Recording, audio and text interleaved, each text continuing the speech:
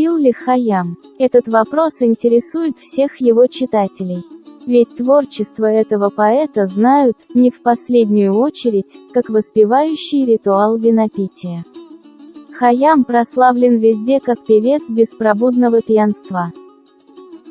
Ты мрачен, покури хашиш, и мрака нет, иль кубок осуши, тоски пройдет и след.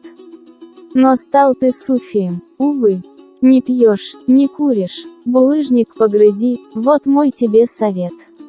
Нет, друзья мои, живой Омар Хайям, по свидетельствам современников и многочисленных исследователей, не пил и не курил.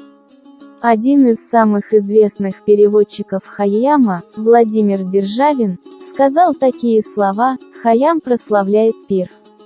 Но это пир высоких мыслей и благородных чувств, пир Платона. Чаша вина – это волшебная чаша Джамшида, чаша человеческого разума, объемлющего весь мир.